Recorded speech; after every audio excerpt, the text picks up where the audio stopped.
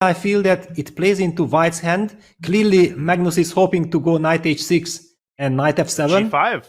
Exactly, and Pragg jumps on the possibility. He instantly played the move rook g2, making sure that he will be able to meet knight h6 with g5.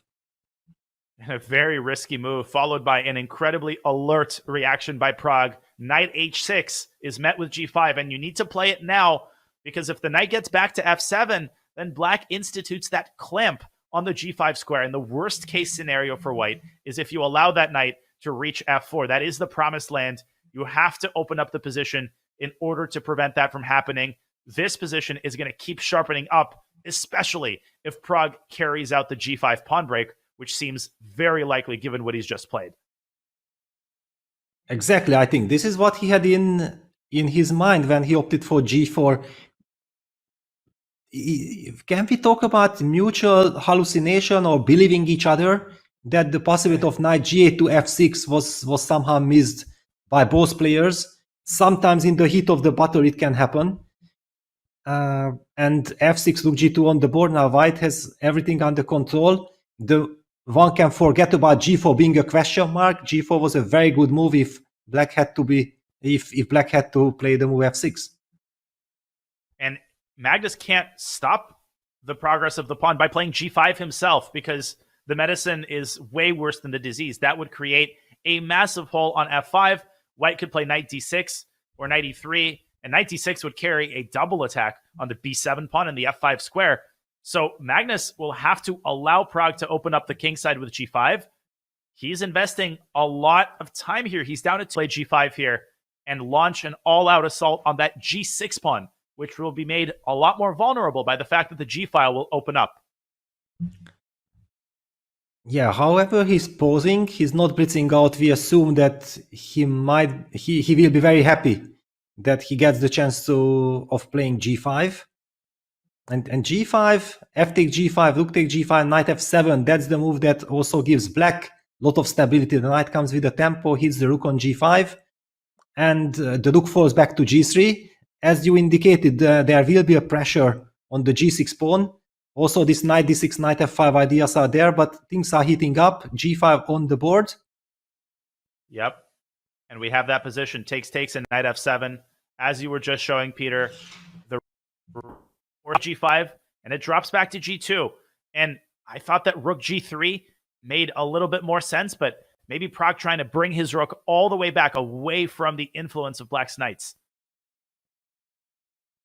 Yeah, rook g3 looked a bit more natural, but okay, if you are in blitz mode, rook e6 played by Magnus as well, making sure that the d6 square is beautifully protected by the knight on f7, rook on e6. The rook also protects the pawn on g6, and eventually setting up this very nice little rook f6. We have already seen the move queen f6, which had such a big impact on the game. I do believe that rook f6, also combined with some knight f8 defending the g6 pawn, is a wonderful rerouting for black. The initiative has changed hands several times in this endgame, but that doesn't mean it can't change hands again. Pragg now down to 2.5 minutes. And if black's knights get active, there is still that f4 square, there is still the d-file, and there is still the rook on a8, which has not made its presence felt just yet. But if Pragg takes his foot off the gas pedal and he lets black's knights get active, it's so hard to deal with a pair of active knights in time pressure. The move bishop b3 comes to mind, but case in point, you might be running into potentially knight d7 to c5. Although there are some tactics with rook takes f7 and knight takes e5. All of that has to be calculated carefully. And Pragg now under 2 minutes. You can sense the anxiety. Both players locked in concentration. Yeah, very critical moment.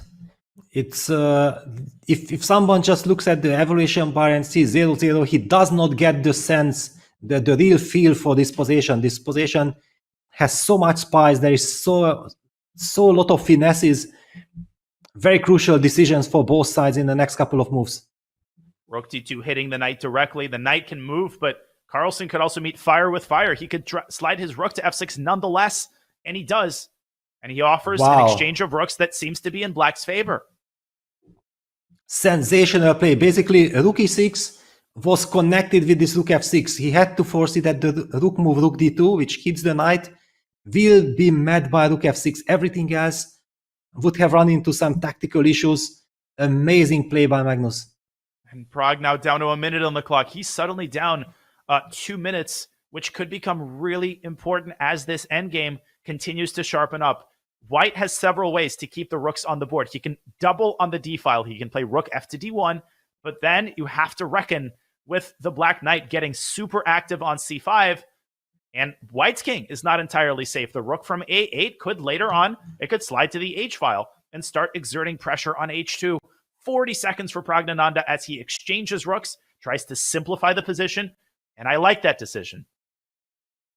I think it was the correct call. It's not about fighting for initiative. You just have to make sure that in time trouble with 40 seconds on the clock, you have things under control. Maybe even go b4. Yes, b4 Excellent on the board. Move. He is trying to simplify things by force, exchange pawns, make this position easier to play, easier to handle with less than a minute on the clock. And Peter, he's built up 20 very important seconds with his last two moves. Yeah, creates counterplay, also signals Magnus that, you still have that b7 pawn, and if I gonna get the pawn to a5, if I ever take that pawn on b7, then the a pawn will be way too powerful. This puts Magnus also on alert. I don't think that he can afford to play for the initiative. It might be that it's a dynamic balance. And if he plays the move b5 himself, he runs into knight to b6 followed by a5. So it's entirely possible for black to lose control of this game. And I love Pragg's last move, b2, b4, remaining on top and creating practical pressure on black's king queen side as Carlsen reroutes his king toward the center. Yeah, he's probably setting up ideas like king e7, rook d8, trying to trade rooks. Is that a possibility, or is he thinking that if I have the king on e7, making sure that the anti-squares d7, d6 are well covered, then maybe I will be able to activate my rook on the h file? Is he hoping for some counterplay? And Pragg Very doing tense. the same. He brings his own king up toward the center and maybe trying to overprotect the e4 pawn with king f3. First, he plays a5, fixing the queenside pawns, fixing the pawn on b7 for a rainy day. And Carlsen, we mentioned this move earlier. He brings his rook to the other side of the board, and he's starting to exert pressure on Pragg's king side. That rook can dive into h4 and hit e4, and black's knights are rearing to get even more active. This could get out of control for Pragg, who's down to 20 seconds now on the clock. Yeah, He's under hesitating. some pressure. Yeah, it's never easy to start defending something with little time 10 on the seconds.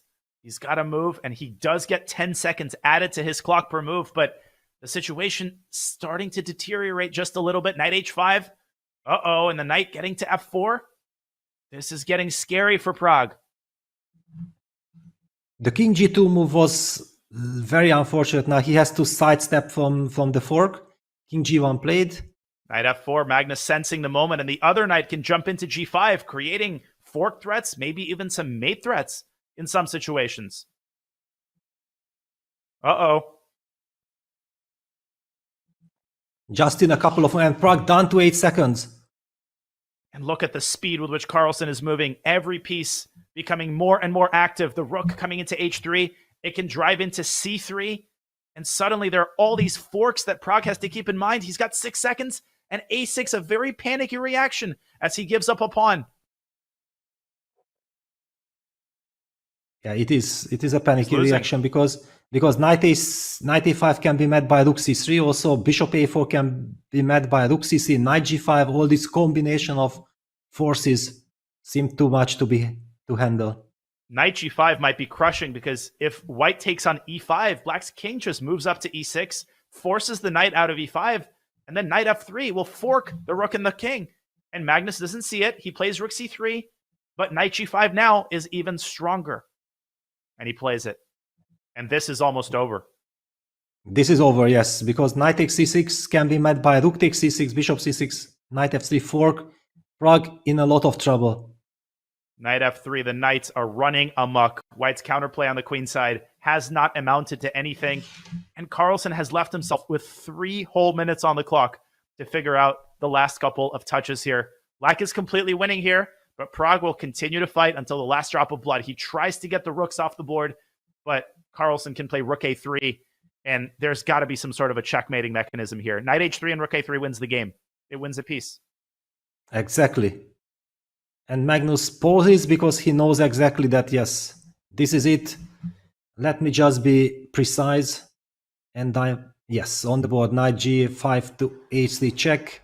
No matter where white is going, king f1 or king h1 will have the same problem that rook a3 will follow with a double attack on the bishop and rook a1 checkmate. The knights, just monster knights. And it took Carlsen so much time and so much finesse to get those knights to where they are. It took a lot of turnarounds and the initiative changed hands.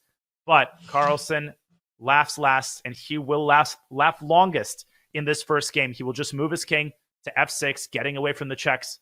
And the threat of rook a1 checkmate and rook takes a4 forces Pragg to resign the first game. And you can see there a dejected Pragg will not have a lot of time to marinate on this game because he has a task in front of him, and that is to win the next game with the black pieces, Peter. Yeah, it's a mammoth task. We have to give credit for Magnus sensationally sensing the moment and